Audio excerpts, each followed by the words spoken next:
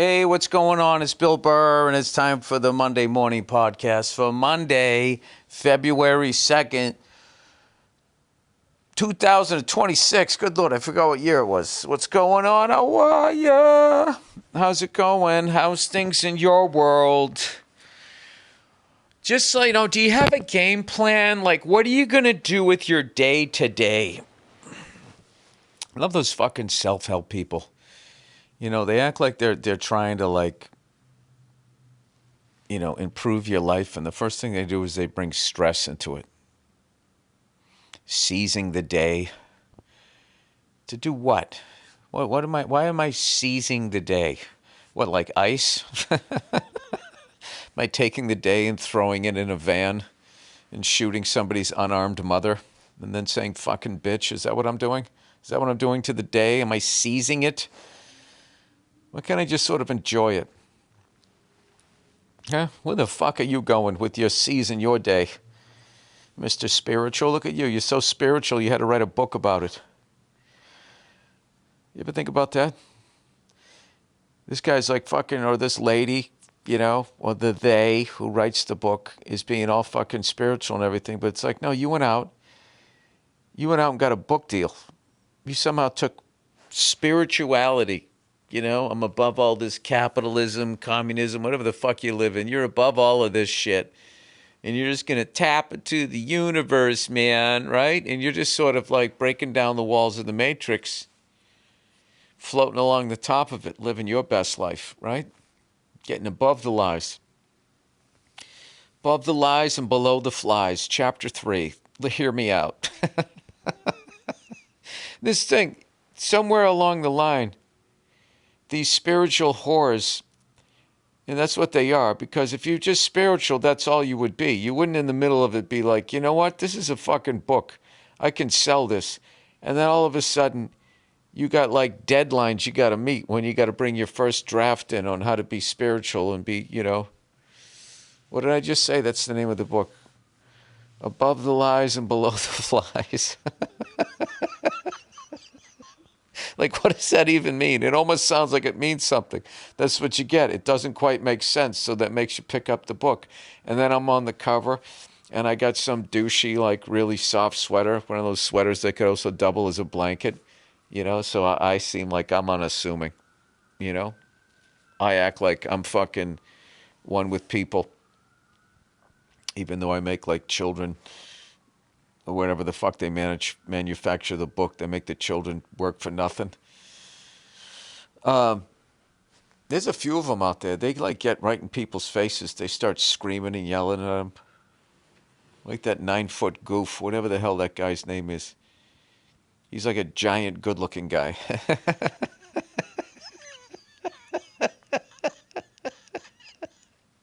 It's like if you took John Davidson and you made him 9 feet tall, and then he yells at you like a fucking NFL coach after you fucked up the play. Changed it at the line of scrimmage and it didn't work and you turned the ball over. What the fuck is that guy? Tony Robbins. You ever seen that guy? Screaming at trailer park people? The fuck is wrong with you? I always look at the people in the crowd thinking like, haven't they been through enough? Why do they need this fucking avatar John Davidson coming at? Man, I'm going to continue to say John Davidson until you guys look up and figure out who the fuck he is. I want to say he was on That's Incredible. That's Incredible are real people. In my head, both those shows, there was a lot of overlap. Like Barney Miller and Fish. They did a lot of spin-offs back in the day. Everybody keeps, back in the day it was called a spin-off. Now they just do a reboot. It's like, yeah, we're just going to do that over again. Back in the day, you moved the characters forward because there was still grass out there in the fields, Now I think we've just told every story, so now we just got to that part in a relationship where your wife or your girlfriend's heard all your stories, and they have, she knows that and you start to tell the story again, and you just see it. You just see her slowly slipping away. And then there comes the move. Now, what do? We either got to break up, we got to have a kid. We got to move this thing forward. We can't keep rebooting this relationship with my fucking same old stories. And if I have to listen to you one more time talk about how your favorite fucking class and whatever the hell it was and how you want to get back to it, whatever the fuck you were doing, whatever the hell you were doing back there in your college days. A lot of sirens outside the window today. It sounds like a chase. You live out here long enough, you know the difference between, like, you know, they're responding to domestic violence or if they're actively chasing someone down the street. I can't tell you how many times I've heard that, and then I just put on the news. You hear them coming, and you put on the news, and they have, like, the live chase, and the shit goes right by your fucking house.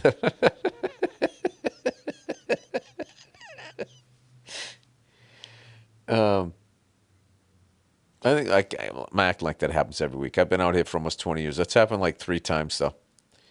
One of them times, a guy fucking died, and I saw the dude drive by. I didn't see the guy. I saw the car go by.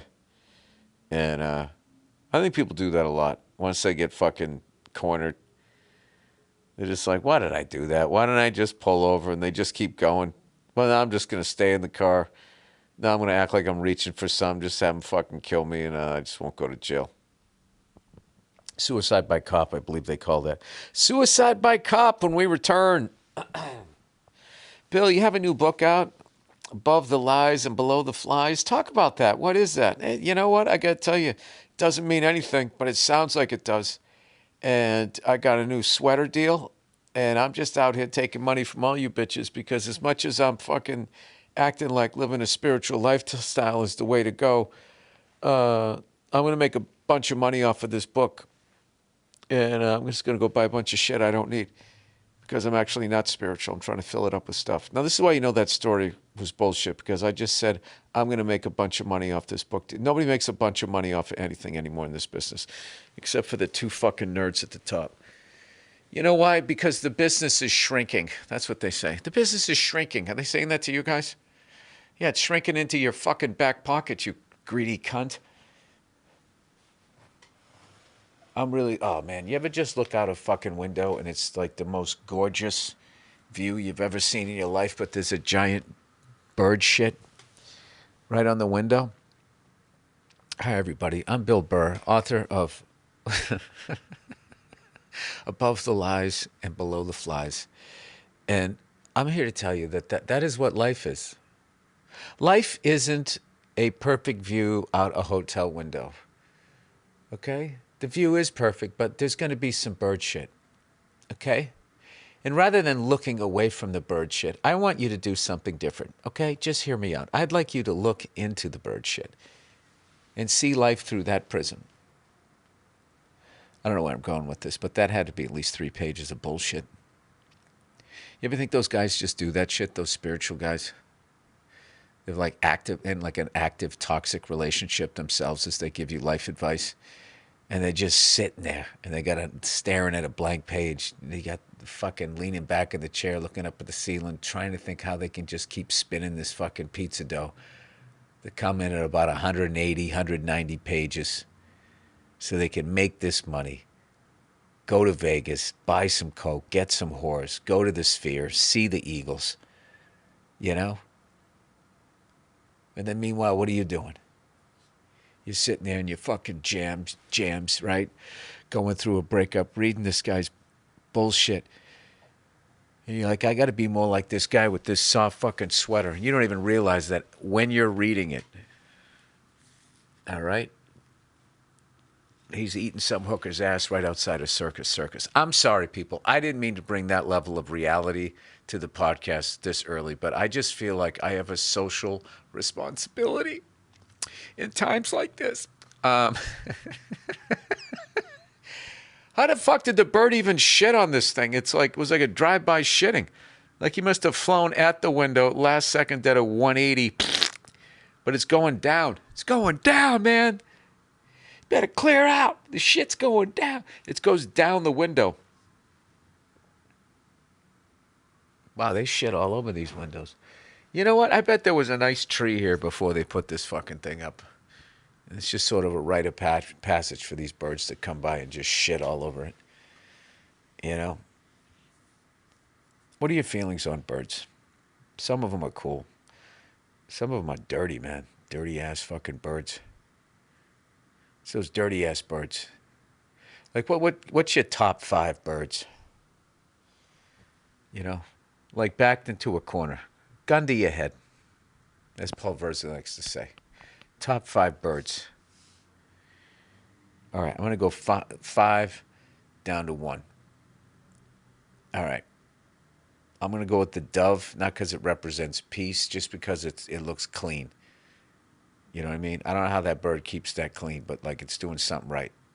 So I feel like that bird is an adult. So that's my number 5. Okay, I don't think it represents peace. I think we projected that onto the bird rather than looking at our own bullshit while we keep having these false flag wars. They're also big into magic. I don't know, but I feel like that's forced. There's a lot of doves in magic. And you think it's alive, and at the last second they grab it by the legs and slam it down on the table. Or is that rabbits? I can't remember. All right. My next number 4 is a vulture. Because it's an ugly redheaded bastard, so I relate to it.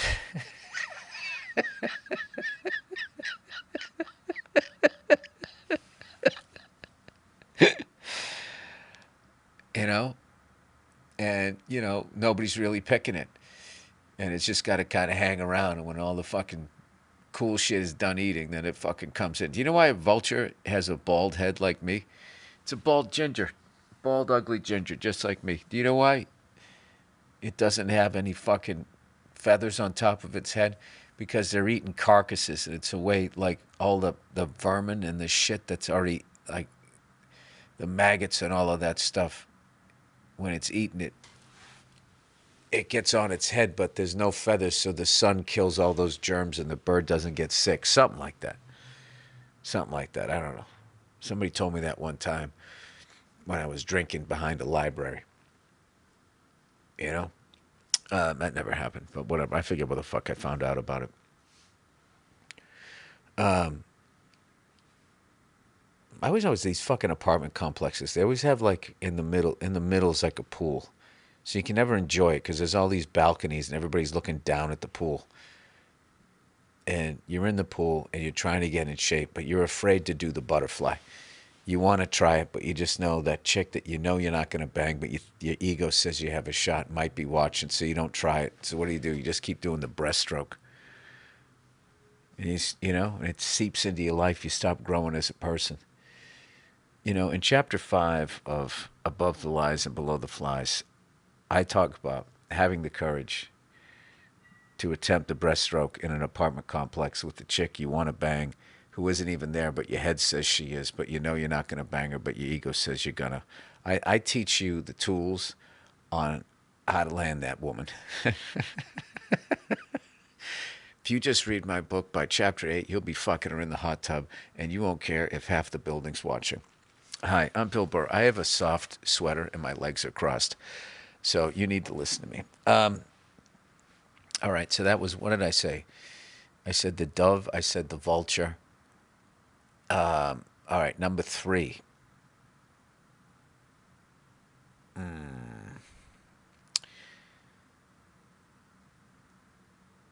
I'd go with the Eagles, but I just heard their music. I'm sorry, so much I just can't get past now. It's got to be something cooler than that. You know, I'm not up on my birds. I know what my number 1 is. I mean, I definitely have to have like a fucking hawk in there, right? I'm not going to go with an eagle. You know what I mean? Eagle's like the mainstream fucking choice. I feel like the hawk is the band that the Eagles stole from. I don't know why I keep making fun of the Eagles. You know why? Because I got a peaceful, easy feeling. And I don't want to let you down because it ain't gone. I gotta go to the fucking Sphere. I'm just waiting for the right show. I'm nervous about going there. Has anybody been to that thing? Okay, my number 1 bird. Let me get back to that. My number 1 bird is an owl. I just like that shit they do when they feel threatened and they fucking bring their wings up and they fucking like start rocking side to side like you want some of this shit.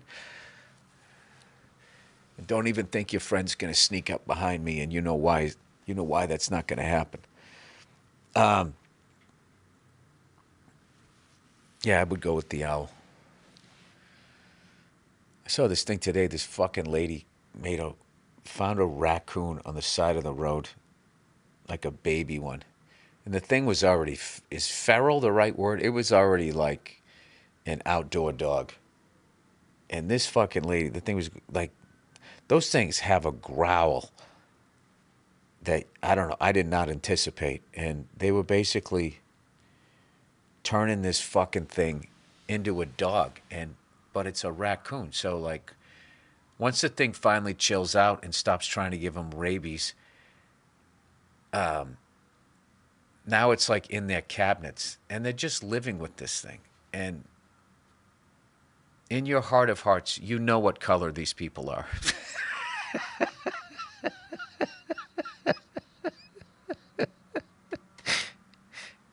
I think that's a good example of white privilege. When your life, you just so don't have to worry about getting pulled over for no reason and ending up getting shot by people who are supposed to protect you. I think that your life gets boring after a while and you just go out and you just seek out danger. Like, I need some stories. Like, I can't get pussy just being who I am. I need to talk about something loudly in the general vicinity of that chick who watches me attempt the the fucking butterfly in the pool. So you got to do some dumb shit. You're not interesting, okay? You need some sort of left turn in your personality, right? I grew up in the suburbs. We played street hockey in a cul-de-sac. We had paper routes. We went to church on Sunday, and the chick's just like, you are drying up my pussy like the fucking Santa Ana winds right now. But out of nowhere, you just hit it with, oh, and by the way, I have a pet raccoon. And I'm going to be honest with you. As much as it's accepted me, I have no fucking idea what that thing's going to do from one moment to the next. And then all of a sudden, there's a hint of danger. Or she views you like there's something wrong with you, so that excites her. The challenge is if she can change you. You know, what if I can, this is a fixer-upper. If I can just get this varmint out of his life, maybe I can manipulate this guy like the Manchurian Candidate to go out and buy me all those whore bags that all the ladies want, with the shoes and all of that. The whore bags. They sell them on Rodeo. That's the code name for them in the industry, whore bags. Because the whores love them.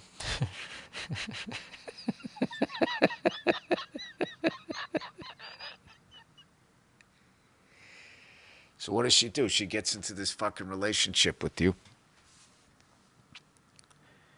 And everything's going good, but, she just keeps bringing up that raccoon, and then it just becomes like an ultimatum. Like, look, either that fucking either that rat with hands leaves this fucking establishment or I do. All right? I'm not asking for a ring here. I'm just asking that we don't live with something that could give us diseases from the 1800s, okay? And then what happens? You get rid of that fucking raccoon. Raccoon's like, really, dude? Really? You're going to choose her over me? Who's going to eat Fritos with you while you watch stock car racing? And you're like, I know, but we're not fucking, so you got to go, right? So you get or maybe you are. I mean, I don't know. I've never been into the part, maybe I've driven through it, the part of America that tries to make a raccoon a pet. So anyway, you get rid of this fucking raccoon. All right? And there's a sadness in your heart, but she's happy. And that's what a relationship is after a while, The woman in your life, like her happiness becomes like currency. Or battery life on your phone. If she's fucking happy, you're going to have a good day. But if she's not happy, you're not going to have a good day. It's one of those deals. It's called, that's chapter 9 in Above the Lies, Below the Flies. It's called the The silent abuser. Can you imagine that dude later crying at the bar? Man, I had it all. I had a flat screen TV. I had a pet raccoon. I was immune to rabies. Yellow fever, bring it on. I don't give a shit. I got the antidote. Then you get rid of it, and then you just do what the fuck she says, and then what happens? She just gets bored of you. She just gets bored. And then blames you and just say you don't have any passion in life.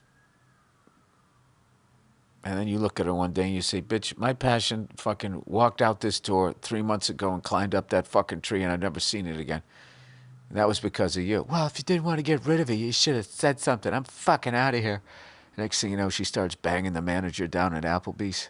And now you can't go there. Can't go out in the woods because it reminds you of your fucking raccoon. You can't go to the Applebee's.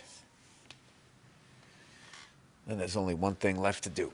Go out and buy yourself a copy of Above the Lies and Below the Flies.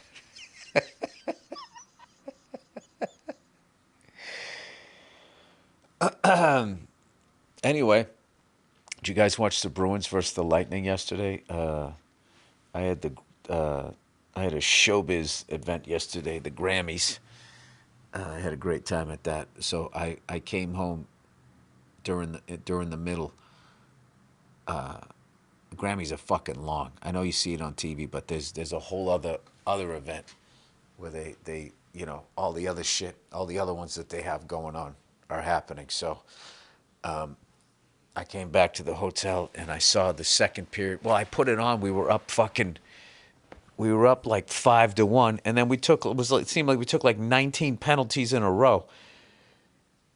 And I don't know. Kastelik's one of the most penalized guys in the league. I fucking love that guy, though. They were getting on him, said he took a dumb penalty. That guy drops the gloves. He could score goals. I like him, you know? And I don't mind having a guy on the team with a bunch of penalty minutes. I think it keeps the other team honest. So, anyway, yeah, I just felt like there was like 4 guys in the penalty. They ran out of places to sit for the Bruins. I think we're one of the most penalized teams, too. I was hearing all of this shit. And next thing you know, they got like a 5-on-3. They score on that. 5-on-4. They score on that. And they score again. Then it's like 5-4. Then this big fight breaks out. The goalies have a fight. Swayman comes down with a stick hanging out of his pads and had a great goalie fight. David Pasternak was mic'd up for it. He sounded just like a fan.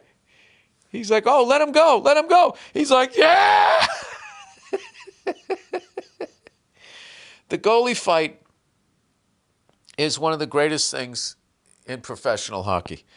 It just is. You know those things where they just take regular people and they put them in fat suits and they have them just like bounce off of each other? That's what it's like. Unless you're fighting like Patrick Waugh or his son. Then they seem to take it way too seriously. Ron Hextall was another guy who took it very seriously. It's like, dude, you're a goalie. You don't need to do this. Okay? You have a waffle on you literally have a breakfast option on your forearm. Like, nobody's expecting you to do anything crazy, but I feel like it's their moment because they always go back in between periods. And these guys have dropped the gloves and fought and everything. You know, and it's a tough sport. And as much as you're getting pucks shot at you and it's a crazy job, I mean, you are sitting there dressed like you're going to rob the Bank of America in the Valley out here in Los Angeles, you know, in the late 90s. I'm always going to use that as a reference. You know, always going to use that as a fucking reference. That was Heat after Heat, but maybe even before Heat. No, it was after Heat. Anyway. And they just go at it. But it's just like everybody's laughing. That's got to be tough for the goalies. Like, you're out there probably to get punched in the mouth. And here's the thing. After you have your fight, you don't even get to go to the penalty box and, like, regroup. Catch your breath. Somebody else goes in there for you.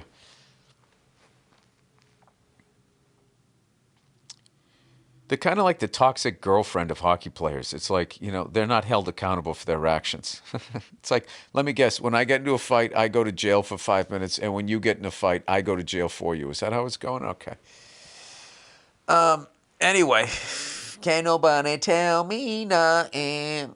Sorry, I don't know why that fucking head is in my... I can't figure out why that song is in my head. That's what I'm trying to say. So yesterday I watched something... let's talk about the Grammys a little bit more. I went to a party and I saw clips with John Legend, which was fucking amazing. And then, like everybody else, I watched the Grammys.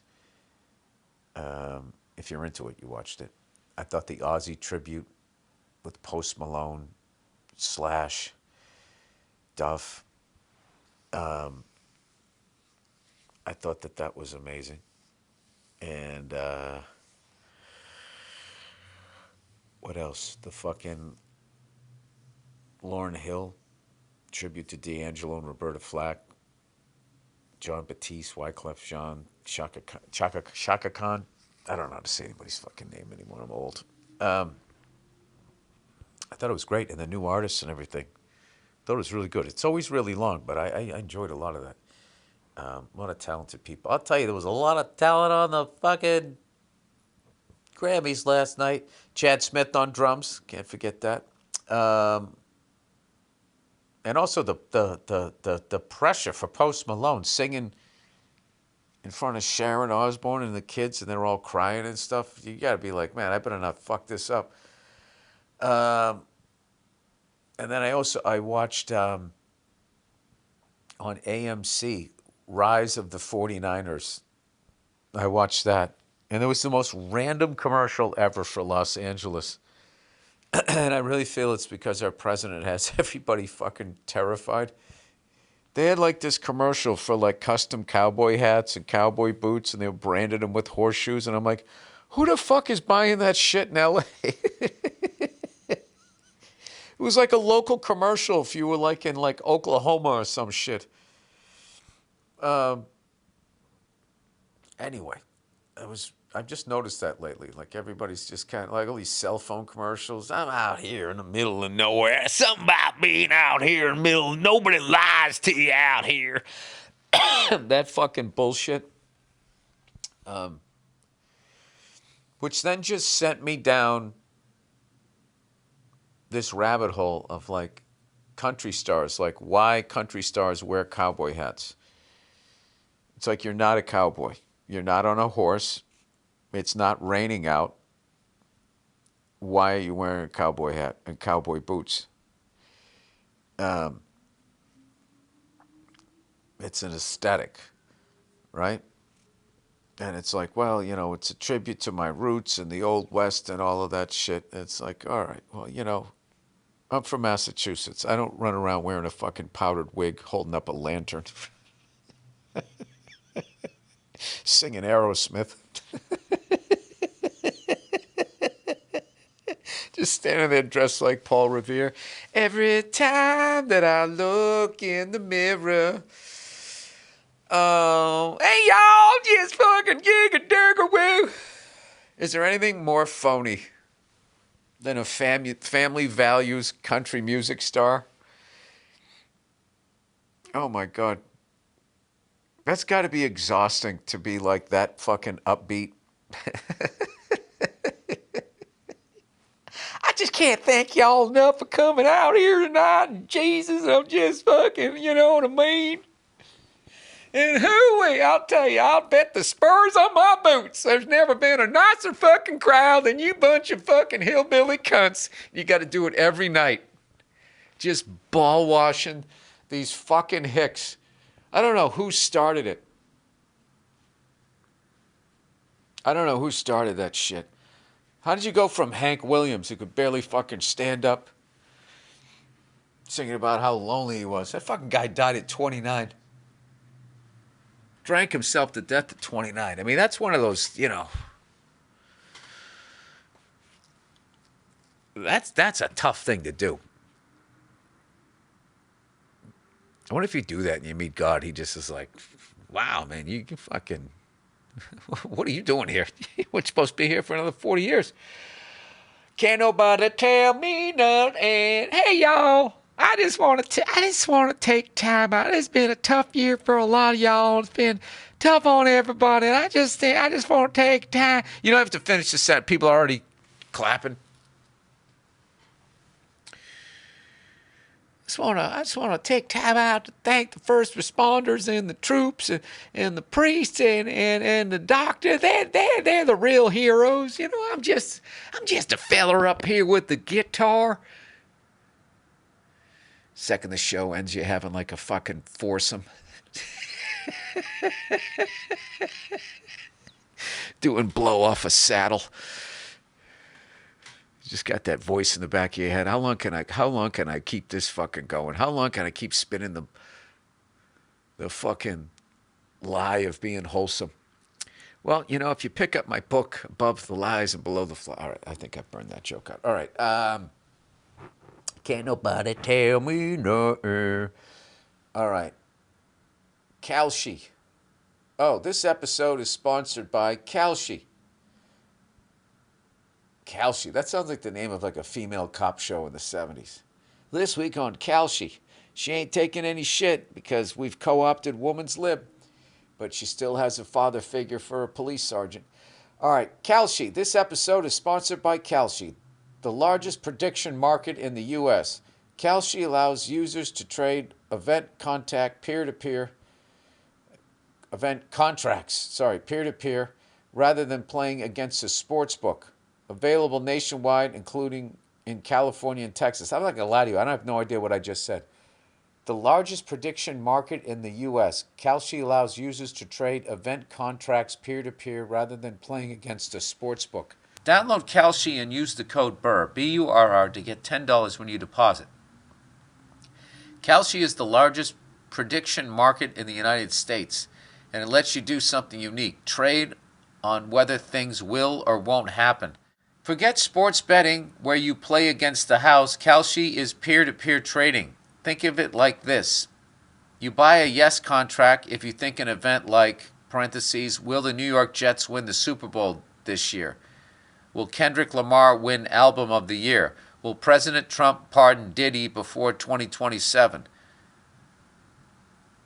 If you think an event will happen, okay? You buy a no contract if you think it won't happen. Will Martha Stewart go back to jail again?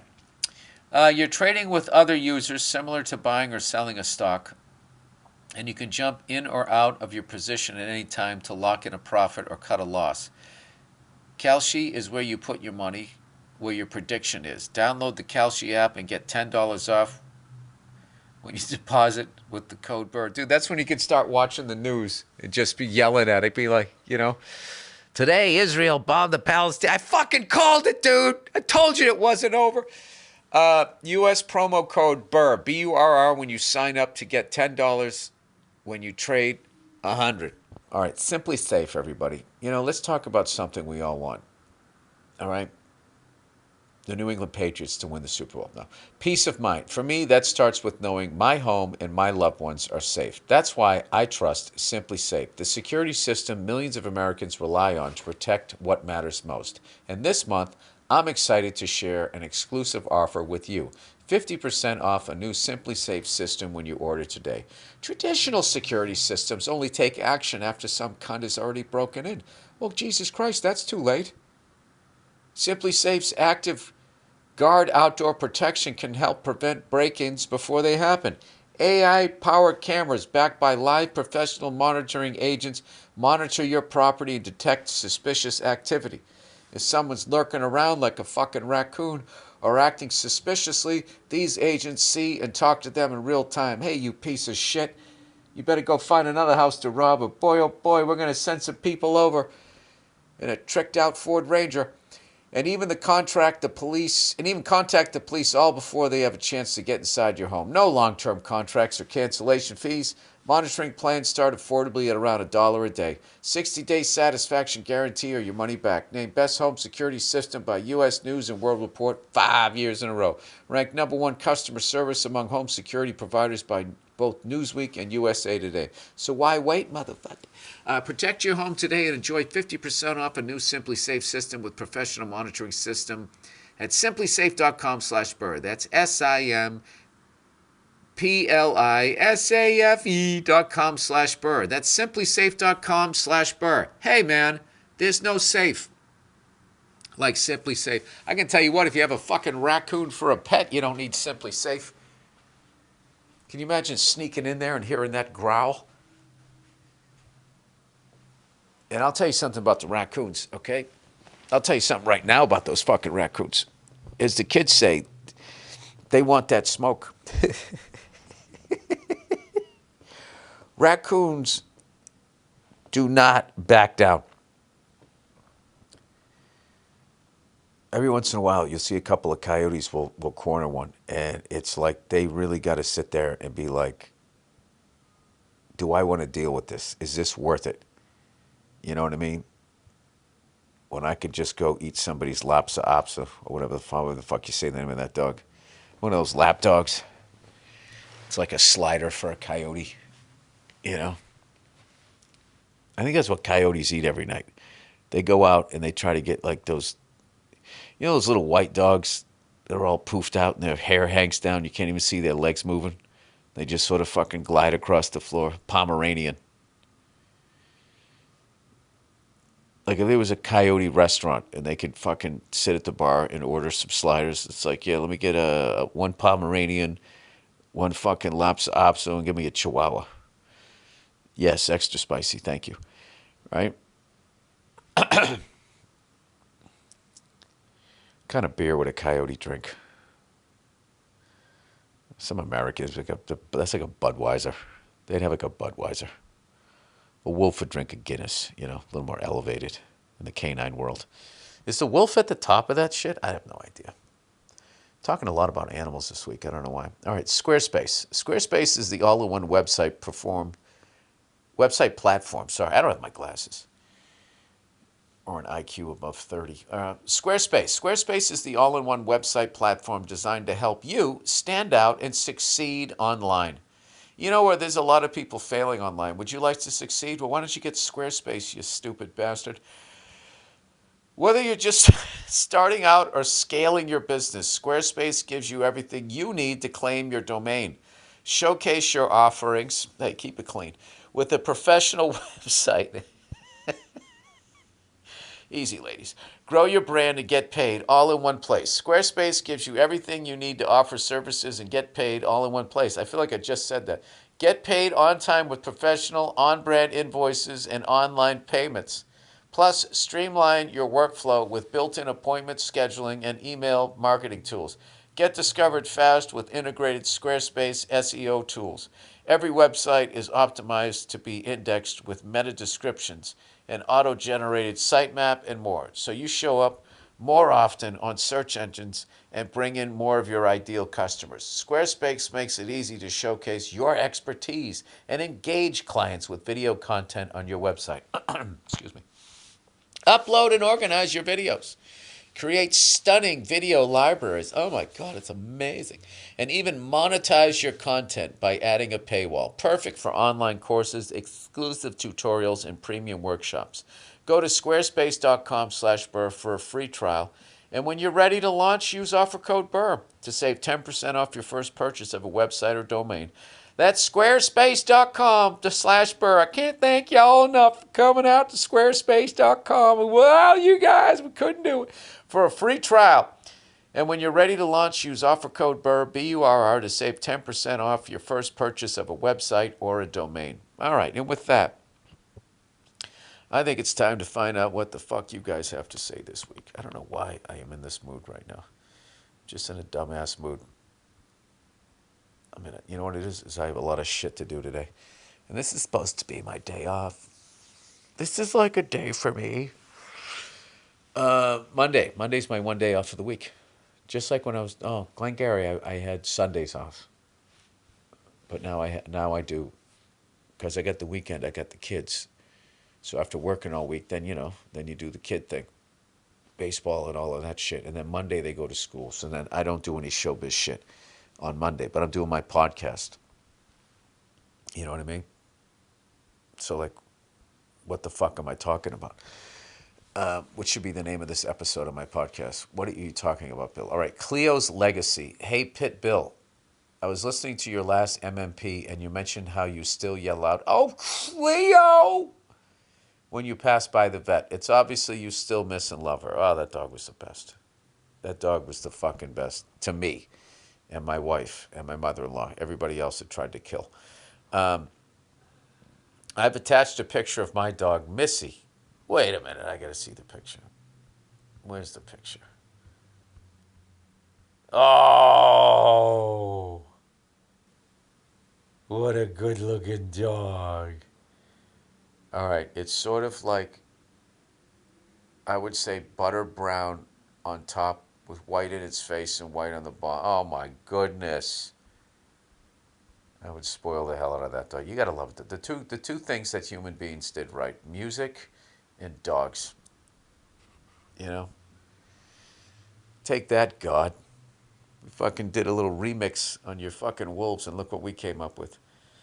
Best friend you're ever gonna have. All right, attached a picture of my dog Missy, beautiful dog that we got from a pit bull rescue.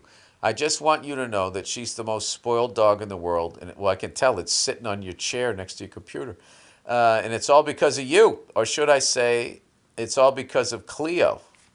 Let me explain. Years back, I heard your bit about Cleo. Oh, Cleo. And I used to do that. I'd be laying on the couch, and she'd be in another room, and I would just yell, "Oh, Cleo!" And I'd hear her immediately get up. She'd come running in the room. She'd dive on the couch and watch TV with me, and she would fall asleep within a minute. All right, sorry. Years back, I heard your bit about Cleo, and I thought it was hilarious, so I showed it to my wife, and she thought the same thing. A week later, we started fostering pit bulls.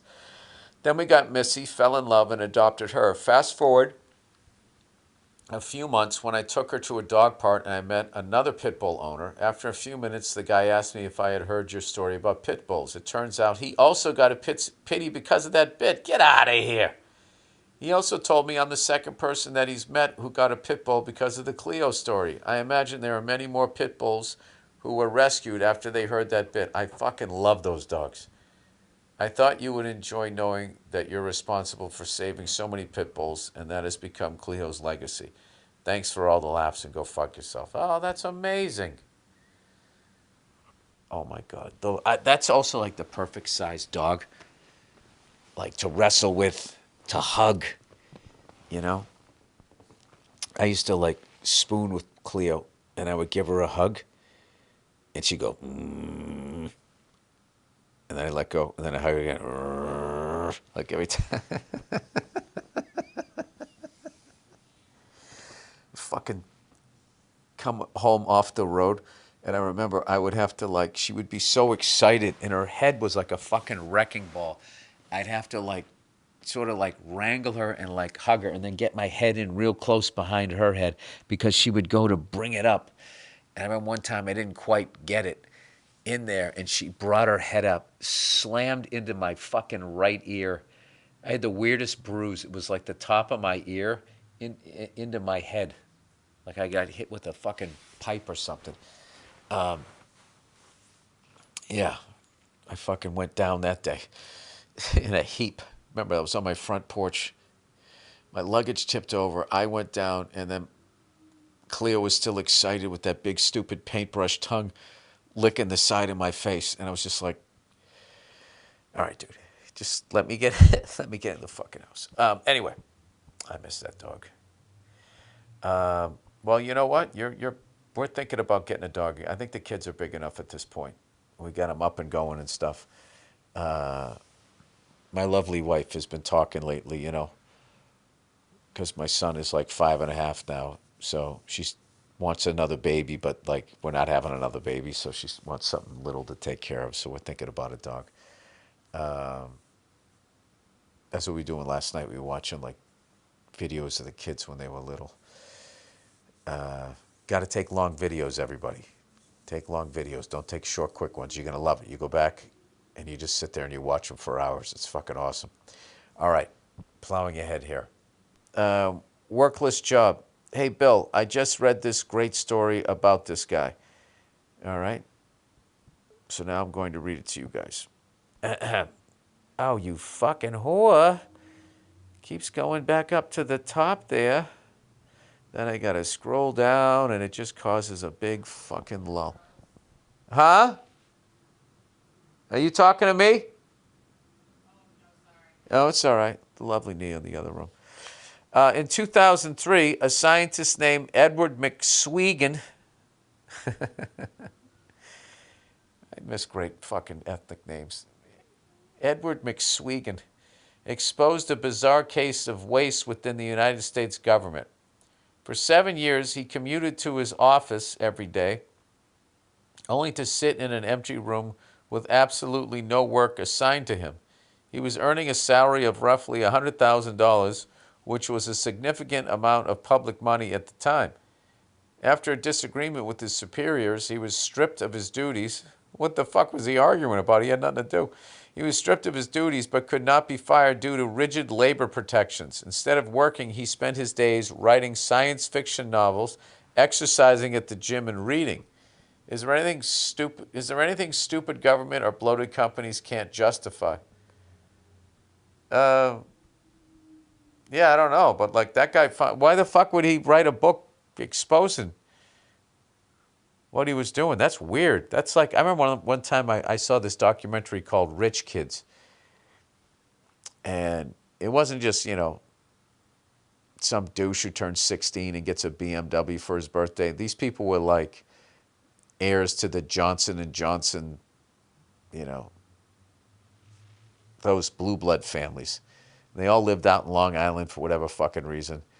And they were out there, and their whole life work was to basically not get kicked out of the will and kiss the ass of the oldest relative who also did the exact same thing and hasn't done shit with their life. So they have to like do shit like take fencing classes to become a proper gentleman and all of this crap. And I remember one of the kids, they live in this ridiculously huge fucking house that was kind of like, it was a mess. And he was talking to his dad, who would paint all day. And he was talking to him about like not having a purpose and not really, like, what are you doing in your life? Doesn't that bother you? And he was just sort of like really uncomfortable with the questions. He goes, no, I just don't think about it. It's really weird. Like just to have like, you have like no drama, but just like this haunting boredom. I kind of feel like that guy like was able to live that life. Anyway, so getting back to this story that this person told you is the reason why nothing works is because I just feel like whatever is trying to be accomplished, there's always that point where whoever's working on the project or is working their way up in a company, there becomes a point where you have to pour something in the water supply. I'm using that as a metaphor, and all decent people like, I'm not doing that. I couldn't sleep at night if I did that. So all of those people either don't advance beyond that level of the company or they're fired. But the people that go, I'll fucking do it, I don't give a shit, those are the people that achieve and move up in the business world. They're fucking reptiles. And then they just create all of these fucking laws. Like if you really look at a lot of the laws, they protect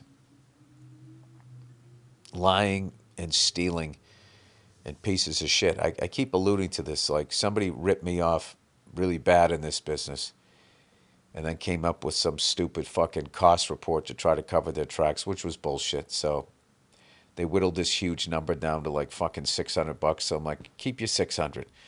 And I said to my lawyer, I'll just go around telling everybody that this guy's a fucking thieving piece of shit. And my lawyer goes, be careful with that. And I said, why is that? And he goes, because it's way easier to prove defamation of character than it is to prove that somebody stole from you. And that's because thieves write the fucking laws. So all he has to do is just come up with some bullshit cost report, like, oh, it was 40 grand for this pencil, and this you were using the lamp in my office. They just do shit like that, and it's comical what they write down, but it's it's enough for doubt, reasonable doubt. So then you can't prove, and then they can turn around after they stole from you, then sue you again for telling the truth about their stealing.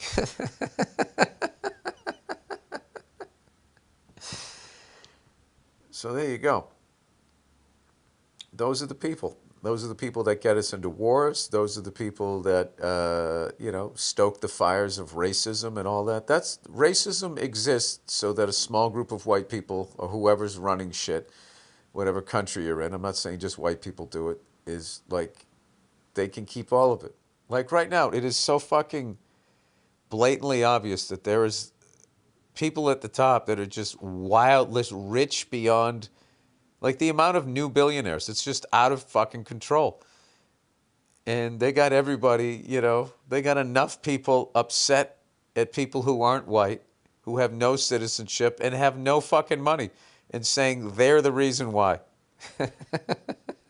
They're the reason why you can't afford a fucking house.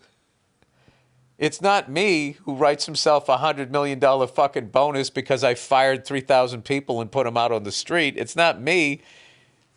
It's that fucking person, working on a farm. It's just the dumbest shit ever.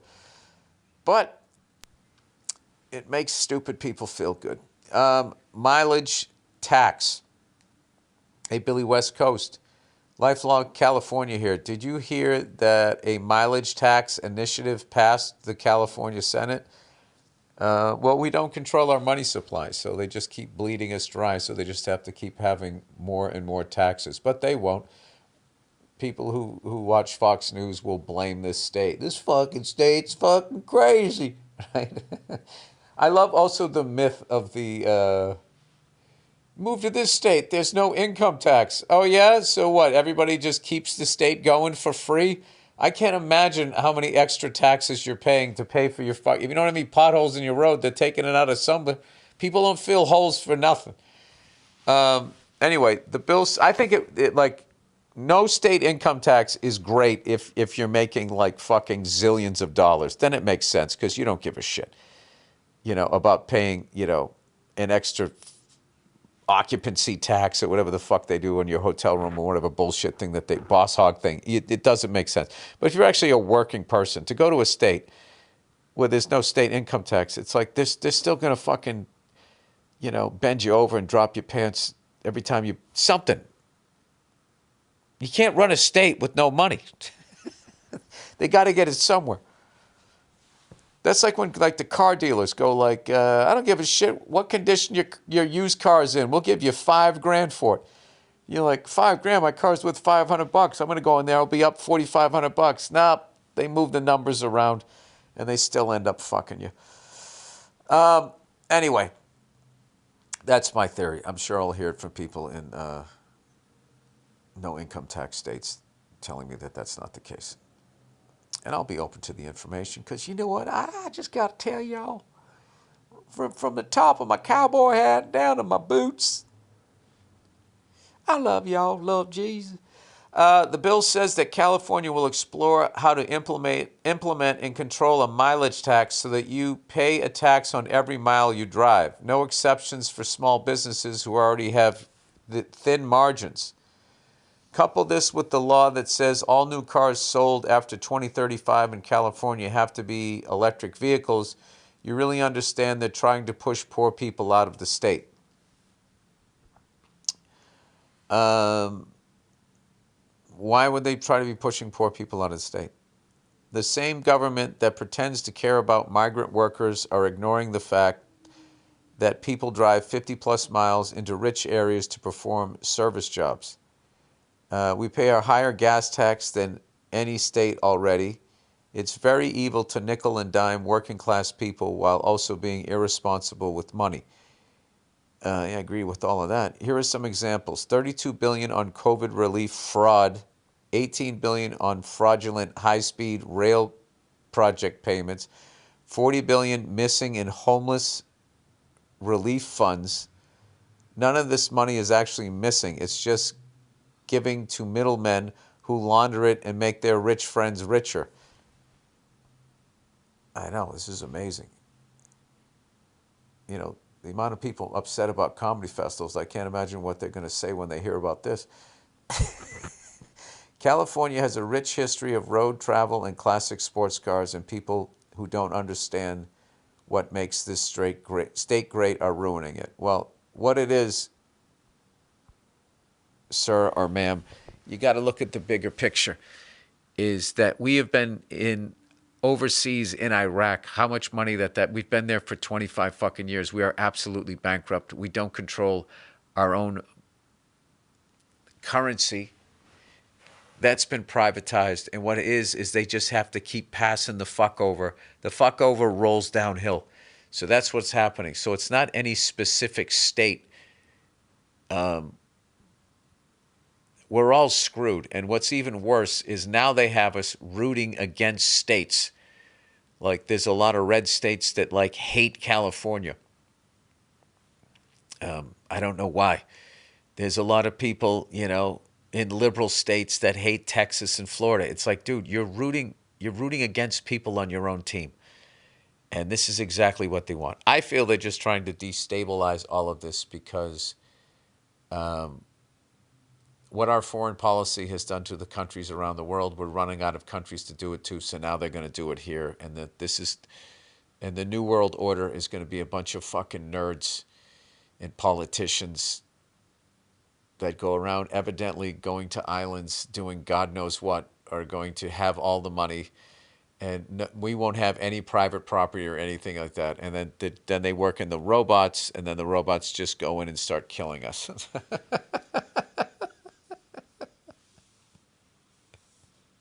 And there's only one person to blame for all of this, and that is God. All right?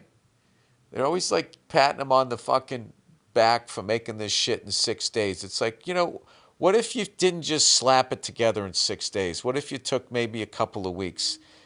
What if you thought about it, I don't know. I think that we're here, our sole purpose, everything has a beginning, middle, and an end. And we're here to make sure that there's no difference with this planet. Or we're just part of a cycle of this planet just continuing to just regenerate itself. Like I feel like in the future, like microplastics are going to be like microbiotics for the next thing that comes out of the ground. Like I have that theory that like water is the toxic waste from the last people that polluted it from whatever the fuck it was before. But as you can tell, I have no science background. Oh, really, Bill? Did you really need to tell us that with your fucking cockamamie bullshit here? Cockamamie? Did I just say that? Oh, Jesus. All right. Last thing here. Imagined troubles. Dear Billy Buddha Balls, this Billy 2.0 version of you taking life as it comes and not freaking out is really great, man. Thank you. It's been fun. I've been working a ton on myself in recent years and realizing that all the bullshit just isn't worth it. Life is rad and we should enjoy it more. Something you mentioned on a recent podcast is that you can sometimes interpret a situation in your own mind and go down the rabbit hole of making it a big negative deal when it isn't. One of the things that has been inspiring to me during this introspective time of my life is the philosophy of Stoicism. I like how he sounded out for me, Stoicism, in which I read a line by the philosopher Seneca. Don't suffer imagined troubles, which encourage us to stay in the now and not be bothered by what may or may not ever happen. That's some good advice. While doing my best to avoid social media garbage these days, following this page or signing up for their mailing list is a great way to get many reminders like the one from Seneca to help us reflect on life that any of us can appreciate. Cheers, dude. Keep it up. Well, or else you could just like get the book. You could read Stoicism, right? I would think. I don't fucking know. Anyway. That's the podcast, everyone. I was supposed to read.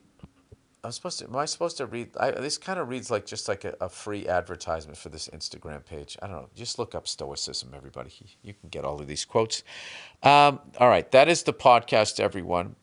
Thank you for listening and all of that shit. Go fuck yourselves. I'll check in on you on Thursday, and I promise I'm going to get some tour dates. I keep saying I'm going to have these things. I'll have these things up soon. And old Billy's going to get out there with his. I got this weird act now. Half of it was written by the angry guy, and now the other half is this fucking goofy dude that I am now that talks about raccoons for a fucking half hour. All right, I'll talk to you Thursday.